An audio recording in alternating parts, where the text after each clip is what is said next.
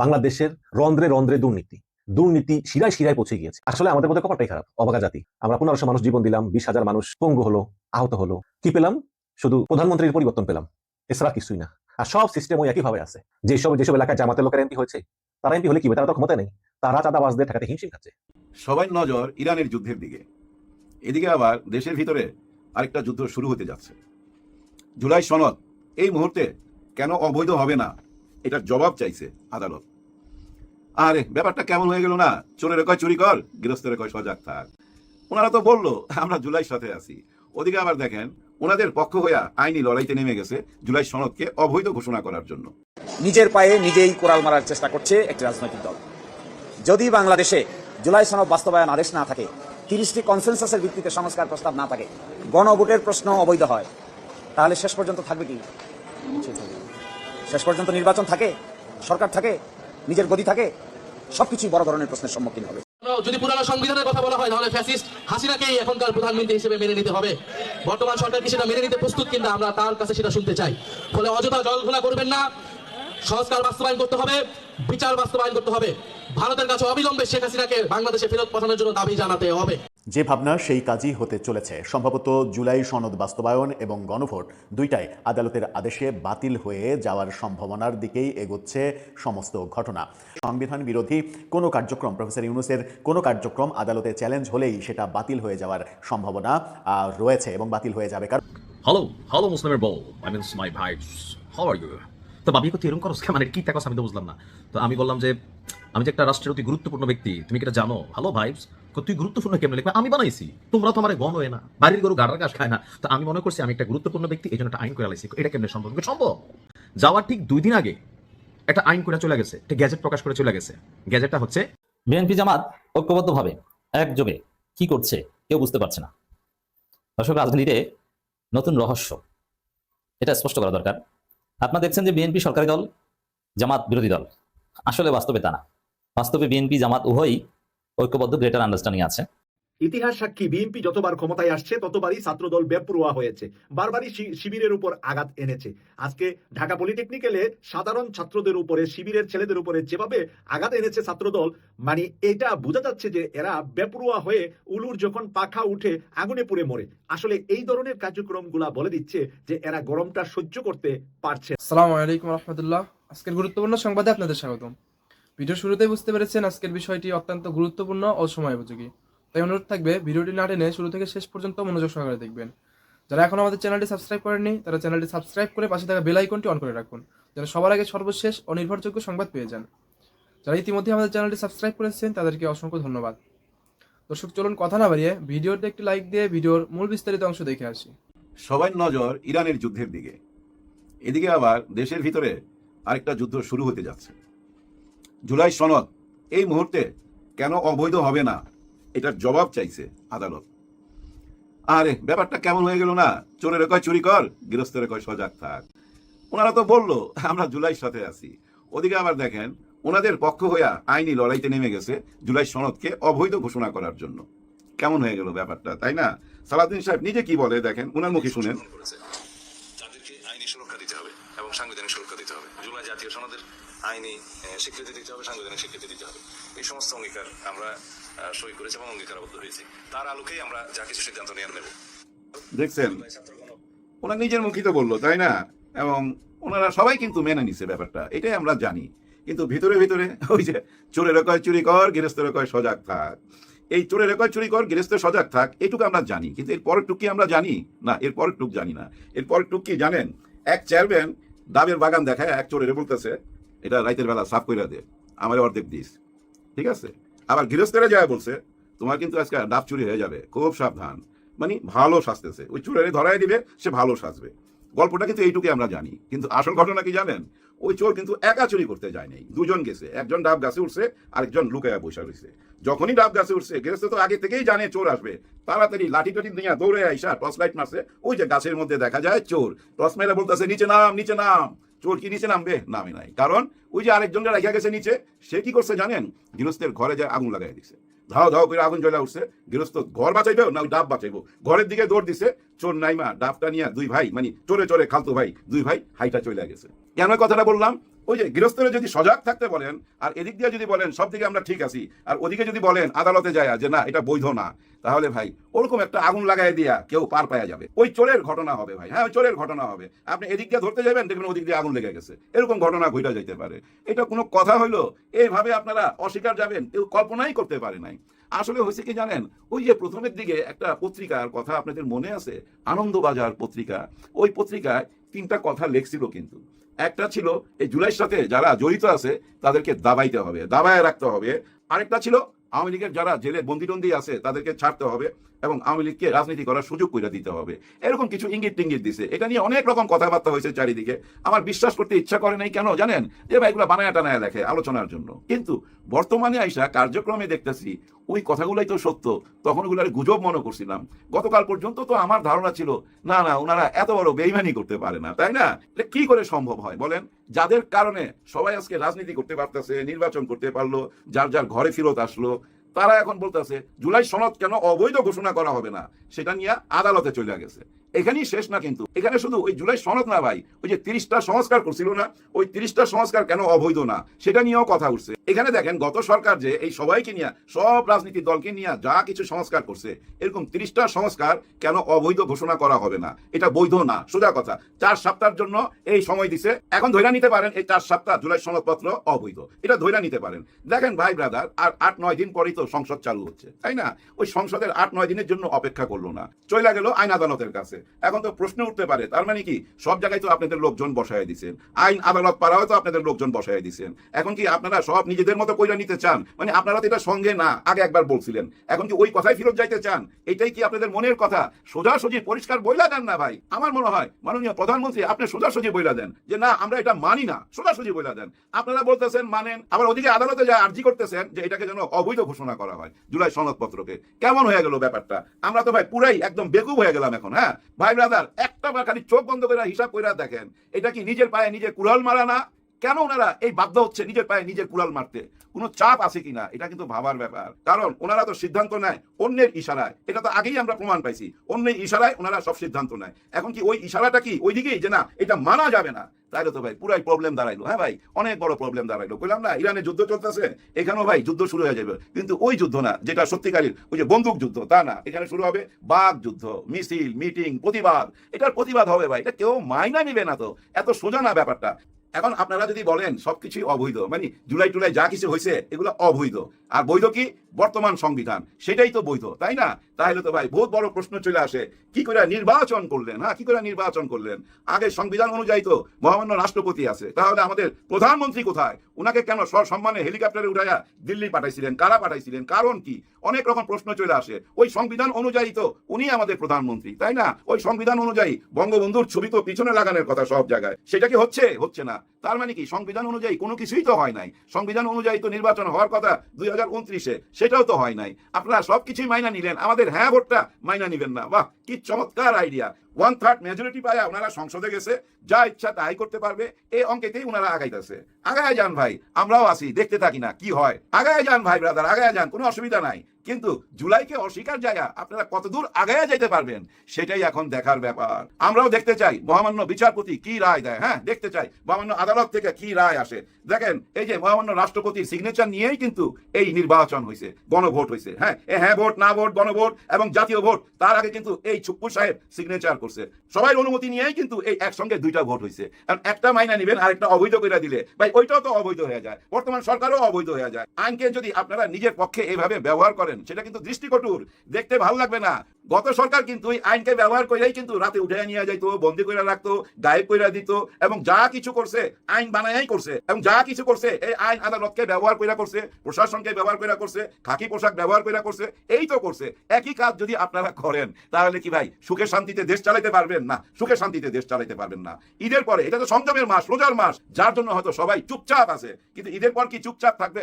মনে হয় না ঈদের পর কি চুপচাপ থাকবে। আর 12 তারিখেই বোঝা যাবে সংসদে, হ্যাঁ সংসদে প্রথম ভাষণ দেওয়ার কথা মহামান্য রাষ্ট্রপতির, দেখি না সেই ভাষণ উনি দেয় কিনা, এবং উনি ওই ভাষণ দিলে বিরোধী দল মাইনা নেয় কিনা। দেখেন ভাই ব্রাদার কি মজার ব্যাপার, আদালত বলতেছে জুলাইকে সামনে রেখে যেসব সংস্কার হয়েছে এগুলা সব অবৈধ ঘোষণা করতে হবে। কেন অবৈধ না, এরকম একটা প্রশ্ন করছে আদালত। অথচ দেখেন ওনারা সরকারি দল বিরোধী দল থেকে থেকে ডেপুটি স্পিকার নেবার জন্য ওনারা ঘোষণা দিছে।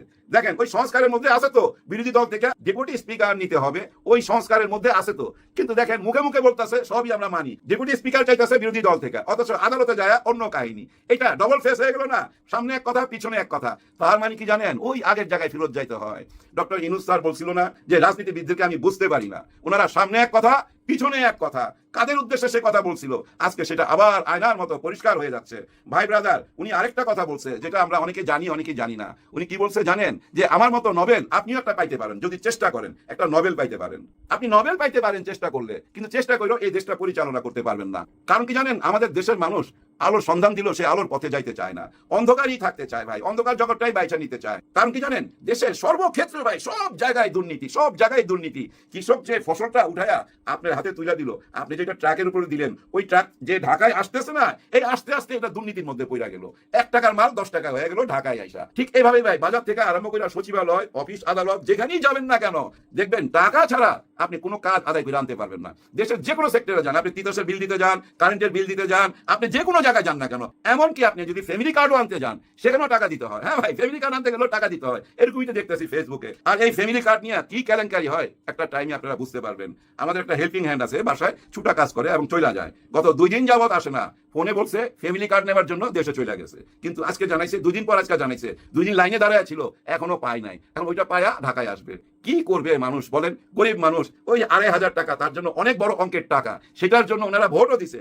100 টাকায় 500 টাকায় তারা ভোট দেয় নাই, তারা মনে করছে 2500 করে মাসে পামু, সারা জীবনই পামু, এটা যার জন্য ভোট দিছে। এখন দেখবেন এই ফ্যামিলি কার্ড নিয়ে অনেক কাহিনী বাইরে, যাই হোক যত কাহিনী বাইর হোক, সবচেয়ে বড় কাহিনী কোনটা জানেন, জুলাই সনদপত্র। জুলাই সনদপত্রের কাহিনী দি এন্ড কিন্তু এখনো লেখা হয় নাই।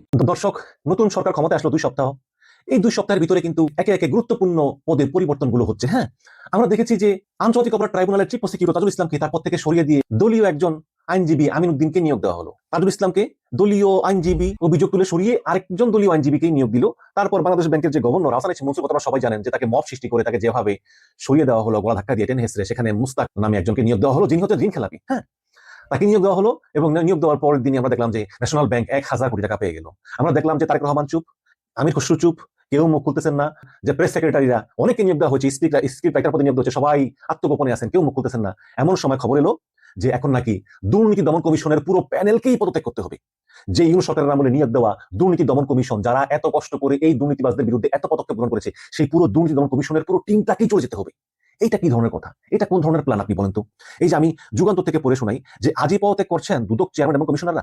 দুদক চেয়ারম্যান হচ্ছেন ডক্টর এম এ মোমেন। এখানে লিখেছে যে অন্তর্বর্তীকালীন সরকারের সময় নিয়োগ পাওয়া দুর্নীতি দমন কমিশনের চেয়ারম্যান ডক্টর এম এ মোমেন এবং অপর 2 কমিশনার কি আজই পদত্যাগ করবেন? কয়েকদিন ধরে তাদের বিদায়ের গুঞ্জন শোনা যাচ্ছিল। আসলেই কি গুঞ্জন না সত্যি তা জানতে দুদক চেয়ারম্যান ডক্টর এম এ মোমেনের সঙ্গে কথা হয়। তিনি সেগুনবাগিচায় দুদকের প্রধান কার্যালয়ে সকাল থেকেই অফিস করেন। জানা গেছে দুদক কর্মকর্তাদের সিনিয়রিটি সহ দাপ্তরিক কিছু গুরুত্বপূর্ণ ফাইলেও সই স্বাক্ষর করেন তিনি। দুদকের চেয়ারম্যানের কাছে প্রশ্ন ছিল, আপনি এবং আপনার কমিশনকে কি সরকারের পক্ষ থেকে পদত্যাগ করতে বলা হয়েছে? জবাবে দুদক চেয়ারম্যান বলেছেন যে এটা আমি শুনেছি, তবে আমি তা আমাদের দুর্নীতি দমন কমিশনের যে ক্যাবিনেট সেক্রেটারি আছে তার মুখ থেকে আমি সরাসরি শুনতে চাই। এর জন্য বিকাল 3টায় তার সঙ্গে সাক্ষাৎ আছে, তখন সরকারের সিদ্ধান্ত স্পষ্ট হতে পারে। ডক্টর ইউনূস সরকার নেতৃত্বাধীন অন্তর্বর্তীকালীন সরকার 2024 সালের 12 সেপ্টেম্বর চুক্তিভিত্তিক নিয়োগপ্রাপ্ত সিনিয়র সচিব doctor M A মোমেনকে Dudok chairman পদে নিয়োগ দেয়। কমিশনের অপর 2 সদস্য হচ্ছেন অবসরপ্রাপ্ত জেলা জজ মিয়া মোহাম্মদ আলী আকবর আজিজি এবং brigadier general Hasan Ahsan Farid. Commissioner হিসেবে নিয়োগ পান 2024 সালের 10 ডিসেম্বর। এর মধ্যে আলী আকবর আজিজ যোগদান করেন 11 ডিসেম্বর এবং হাসান আহসান ফরিদ যোগদান করেন 15 ডিসেম্বর। প্রসঙ্গত, তৎকালীন বিএনপি জামাত সরকার দুর্নীতি দমন ব্যুরো বিলুপ্ত করে 2024 সালের 21 নভেম্বর স্বাধীন দুর্নীতি দমন কমিশন গঠন করে এবং বিএনপির পক্ষ থেকে নিয়োগ দেওয়া হয় দুদক কমিশনার হিসাবে বিচারপতি সুলতান, কমিশনার হিসাবে ঢাকা ভার্সিটির সাবেক ভিসি মনিরুজ্জামান মিয়া এবং অডিটর মনিরউদ্দিনকে। 2007 সালে জরুরি সরকার রাষ্ট্রের দায়িত্ব নিয়ে বিএনপি সরকারের নিয়োগ পাওয়া চেয়ারম্যানের সব কমিশনার সবাইকে সরিয়ে দেয়, দিয়ে সাবেক সেনাপ্রধান লেফটেন্যান্ট জেনারেল মসুদ চৌধুরীকে চেয়ারম্যান, জেলা জজ হাবিবুর রহমানকে এবং অডিট বিভাগের মঞ্জুর মানানকে কমিশনার পদে নিয়োগ দেয়। আওয়ামী লীগ 2008 সালে আবার জাতীয় নির্বাচনে বিশাল জয় পেয়ে জরুরি সরকারের নিয়োগ দেওয়া কমিশন ভেঙে দেয়। তবে চেয়ারম্যান সাবেক সেনাপ্রধান লেফটেন্যান্ট জেনারেল হাসান মসুদ চৌধুরীকে পদত্যাগ করতে 3 মাস সময় বেঁধে দেওয়া হয়। উল্লেখ্য যে 2009 সালের পর থেকে 2024 সালের 5 আগস্ট পর্যন্ত আওয়ামী সরকারের পতন আগ পর্যন্ত আওয়ামী লীগ সরকার তাদের পছন্দের লোকদেরকে স্বাধীন দুর্নীতি দমন কমিশনের চেয়ারম্যান এবং কমিশনার পদে নিয়োগ দেন। তাহলে আমরা দেখতে পেলাম যে 2004 সালে বিএনপি সরকার দুর্নীতি দমন কমিশন গঠনের পর থেকে যতগুলো কমিশন এসেছে সব কিন্তু সরকারের পছন্দে এসেছে। তবে এর ভিতরে সেই 111 যেই সরকার মানে ফখরুদ্দিন মহিউদ্দিন সরকার সেই সময় এবং ইউনূস সরকারের সময় তারা নিরপেক্ষ লোকদেরকে নিয়োগ দিয়েছে, যেহেতু তারা দলীয় সরকার না। বাকি সব বিএনপি, তারপরে আওয়ামী লীগ, তারপরে আবার বিএনপি, তারা সবাই দলীয় দুদক কমিশনার পদে নিয়োগ দিতে চায়। কেন চায়? এবং এই যে বিএনপির যে নোট অফ ডিসেন্ট গুলো আছে, যেমন জুলাই সনদের যে কিছু নোট অফ ডিসেন্ট আছে না, নোট অফ ডিসেন্ট হচ্ছে যে মানে জুলাই সনদের যে প্রস্তাবগুলোর সঙ্গে বিএনপি একমত না, সেখানে কিন্তু এই দুদকের স্বায়ত্তশাসনের বিষয় আছে এবং এই দুদক সরকারের থেকে পৃথক থাকবে, দুদক সরকারের কথা শুনতে বাধ্য না, দুদক থাকবে রাষ্ট্রপতির আন্ডারে। বিএনপি কিন্তু এটা বিরোধিতা করেছে। তার মানে আপনি যখন দুর্নীতি দমন কমিশনকে সরকার থেকে পৃথকীকরণের বিরোধিতা করতেছেন, তার মানে হচ্ছে যে আপনার কোনো সমস্যা আছে। হ্যাঁ, এখন আপনারা বলতে পারেন যে ভাই বিএনপি দোষ করলো কি, সবাই তো এরকম দলীয় লোকই তো নিয়োগ দেয়, এটা তো বিএনপি করছে, আওয়ামী লীগ করছে, ভাই সব করছে। তো এই যে 5 আগস্টের যে গণঅভ্যুত্থান, এই গণঅভ্যুত্থানের ফলে যে ছাত্র জনতা জীবন দিল, এগুলোর চেতনার সঙ্গে তো এটা সাংঘর্ষিক, তাই না? আপনি ইউনূস সরকারের সব সরিয়ে দিবেন, গভর্নরকে পর্যন্ত সহ্য করতে পারলেন না, মব দিয়ে বিদায় করে দিলেন। এখন এই ডক্টর আব্দুল মোমেন এবং তার সব কমিশনাররা, তাদেরকে অলরেডি পদত্যাগ করতে বলা হয়েছে। এই ভিডিও বানানো পর্যন্ত, হয়তো আমি এডিট করে সাথে সাথে পদত্যাগ করে ফেলতে পারি, হ্যাঁ, এই ভিডিও বানানো পর্যন্ত এটাই বোঝা যায় যে দুদক চেয়ারম্যান ডক্টর মোমেনকে অলরেডি পদত্যাগ করতে বলা হয়েছে। পদত্যাগ করতে বলা হয়েছে। তিনি 3টার সময় ক্যাবিনেট সেক্রেটারির সঙ্গে দেখা করবেন, তাকে বলা হয়েছে দেখা করতে, এবং ক্যাবিনেট সেক্রেটারি তাকে বলেন পদত্যাগ করে, তারপর তিনি পদত্যাগের সিদ্ধান্ত নেবেন। এখন এই পদত্যাগ করতে কয়দিন সময় বেঁধে দেওয়া হয়, হয়তোবা সরকার সতর্ক থাকবে, হয়তোবা বাংলাদেশ ব্যাংকের গভর্নর আহসান এইচ মনসুর যেভাবে অপমানজনকভাবে বিদায় নিলেন এবং এটা নিয়ে অনেক সমালোচনা হলো, হয়তোবা সরকার এবার একটু সতর্ক থাকবে যে যাতে এই ধরনের কোনো সমস্যা না হয়, যাতে তাকে নিরিবিলি একদম নিঃশব্দে বিদায় দেওয়া যায়। এটা সরকার চেষ্টা করবে, বাট এটা কিন্তু ভালো লক্ষণ না। ইউনূস সরকারের নিয়োগপ্রাপ্ত দুদক কমিশনার এম এ মোমেনকে সরিয়ে বিএনপি নিজের লোক বসাবে, যে লোককে বসাবে সে কি কখনোই বিএনপি সরকারের দুর্নীতি তদন্ত করবে? করবে না তো। আমরা আওয়ামী লীগের আমলে দেখেছি যে আওয়ামী লীগের নিয়োগপ্রাপ্ত দুদক চেয়ারম্যানরা মাঝে মধ্যে কিন্তু আওয়ামী লীগের 2জন এমপির দুর্নীতি তদন্ত করতো, তারপর তদন্ত করে কিছুই পাওয়া যায়নি বলে তাকে ক্লিন ইমেজের সার্টিফিকেট দিয়ে দিত। এটা তার ভাবমূর্তি আর উজ্জ্বল হতো। আর বিএনপি জামাত সহ অন্যান্যদের দুর্নীতি খুঁজে বের করতো, না থাকলেও বের করতো। আমরা কি আবার সেই যুগে প্রবেশ করতে যাচ্ছি? যদি সেরকমই হয় তাহলে কেন এই 10,000 লোক জীবন দিল? তারেক রহমান বিদেশ থেকে আসলেন, বলে নাই হ্যাভ এ প্ল্যান। সব জায়গায় নিজেদের লোক বসিয়ে আওয়ামী লীগের মতো প্রত্যেকটা রাষ্ট্রীয় প্রতিষ্ঠানে দলীয়করণ করতে শেষ করে দেওয়া হচ্ছে, এবং এখন সেটা 2 সপ্তাহ যায় না, সরকারের বয়স এখনই খুব প্রকটভাবে দৃশ্যমান হচ্ছে। আমরা আহ্বান জানাবো যে এইভাবে যেই নিরপেক্ষ প্রতিষ্ঠানগুলো আছে এগুলো দলীয়করণ করবেন না। বাংলাদেশের রন্ধ্রে দুর্নীতি শিরায় পৌঁছে গিয়েছে। সেখানে অনেকে বলে যে দুদক হচ্ছে মানে দুর্নীতি দমন কমিশন হচ্ছে একটা নখদন্তহীন বাঘ, এটার কোনো ক্ষমতাই নেই, এটা শুধু আছে, থাকার দরকার আছে। এবং এটাকে এই নখদন্তহীন বাঘ করে রেখেছে দলীয় সরকার। ইউনূস সরকার চেষ্টা করেছে যে 1.5 বছর এটাকে একটু ঢেলে সাজাতে, কিন্তু সেই দলীয় সরকার এসেই বলা হলো যে আব্দুল মোমেন আপনি বিদায় নেন। কেন বিদায় নেব? কারণ আপনি ইউনূসের আমরা নিয়োগপ্রাপ্ত। এখন আমি থাকলে কি হবে? আপনি থাকলে বিএনপি সরকারের দুর্নীতি নিয়ে আপনি অনুসন্ধান করবেন, যেটা আমরা চাই না, ফলে তাকে পদ থেকে সরিয়ে দেওয়া হবে। এই হচ্ছে দর্শক অবস্থা। কি আর বলবো, কিছু করার নেই। আসলে আমাদের মধ্যে কপালটাই খারাপ, অবাগা জাতি। আমরা 1500 মানুষ জীবন দিলাম, 20,000 মানুষ পঙ্গু হলো, আহত হলো। কি পেলাম? শুধু প্রধানমন্ত্রীর পরিবর্তন পেলাম, এছাড়া কিছুই না। আর সব সিস্টেম ওই একইভাবে আছে। যেসব এলাকায় জামাতের লোকের এমপি হয়েছে, তারা এমপি হলে কি হবে? তারা তো ক্ষমতা নেই, তারা চাঁদাবাজদের ঠেকাতে হিমশিম খাচ্ছে। কদিন তারা এটা করবে?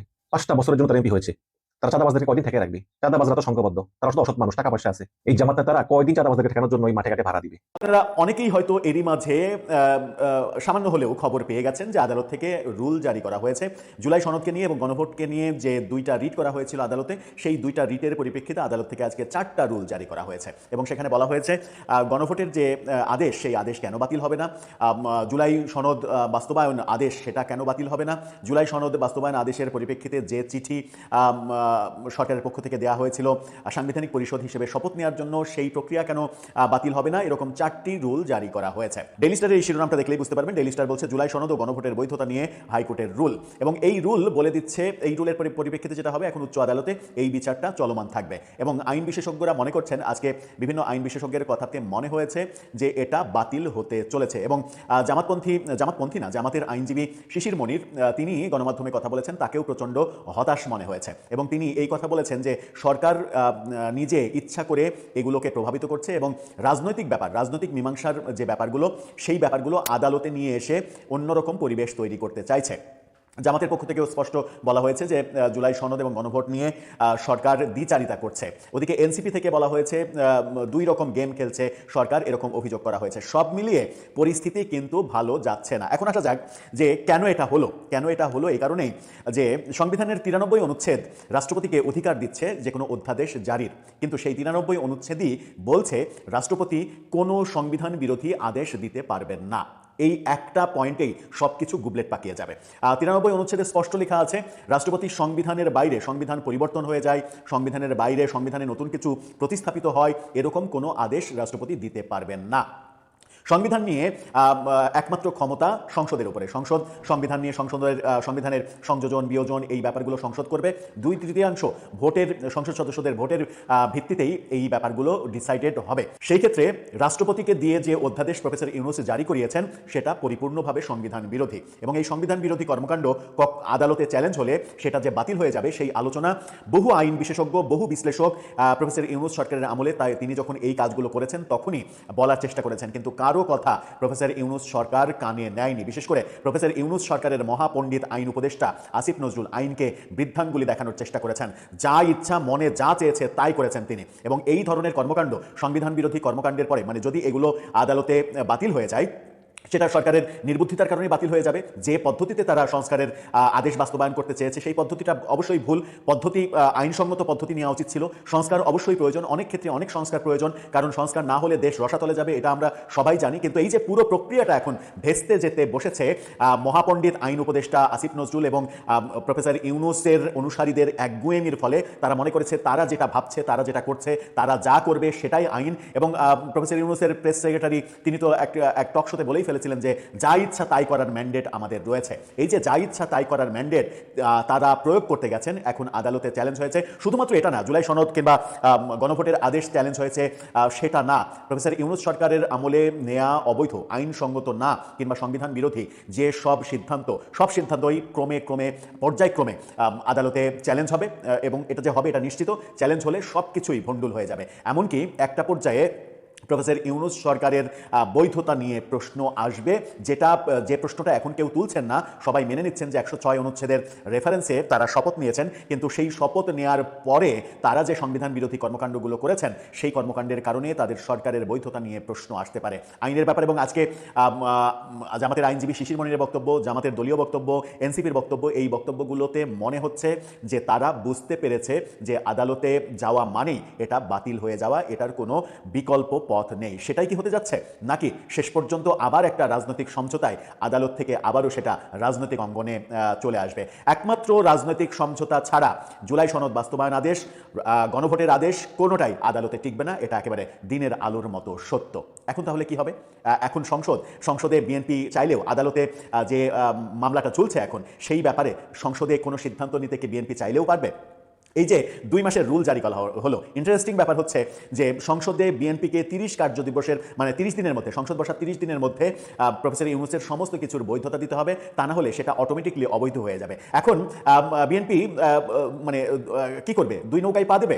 বিএনপি আদালতের আদেশ যদি মানতে হয়, রুল যে ইস্যু করা হয়েছে সেটা যদি মানতে হয়, তাহলে আদালতে চলমান বিচারের ব্যাপারে সেই ব্যাপারে সংসদে বিএনপি সিদ্ধান্ত নিতে পারবে না। সুতরাং অন্তত এই 2টা রুল, এই 2টা অধ্যাদেশ সংসদে উঠছে না। যদি সংসদে না ওঠে তাহলে প্রফেসর ইউনূসের আদেশ, জারি করা আদেশ, সেটা এমনিতেই বাতিল হয়ে যাচ্ছে, সেটার কোনো আইনি ভিত্তি আর থাকছে না। আবার আদালতের আদেশেও সেটা বাতিল হয়ে যাওয়ার মুখোমুখি পড়েছে। সব মিলিয়ে পরিস্থিতি জটিল হয়ে পড়ল। দর্শক, আপনার কি মনে হয় প্রফেসর ইউনূস, আইন বিশেষজ্ঞ, বিশ্লেষক, সুধী সমাজ, তাদের কারো কথা না শুনে তিনি নিজেকে, তার সরকারকে, দেশকে, সংবিধানকে, দেশের শাসন ব্যবস্থাকে, আইনকে, সব কিছুকেই কি বিপদে ফেলেছেন? এতক্ষণ মনোযোগ সহকারে ভিডিওটি দেখার জন্য অসংখ্য ধন্যবাদ। ভিডিও সম্পর্কে কোনো মতামত থাকলে অবশ্যই কমেন্ট সেকশনে জানাবেন। যারা এখন আমাদের চ্যানেলটি সাবস্ক্রাইব করেননি তারা চ্যানেলটি সাবস্ক্রাইব করে পাশে থাকা বেল আইকনটি অন করে রাখুন, যেন সবার আগে সর্বশেষ সংবাদ পেয়ে যান। যারা ইতিমধ্যে সাবস্ক্রাইব করেছেন তাদেরকে অসংখ্য ধন্যবাদ। দর্শক, সবাই ভালো থাকুন, সুস্থ থাকুন। আল্লাহ হাফেজ।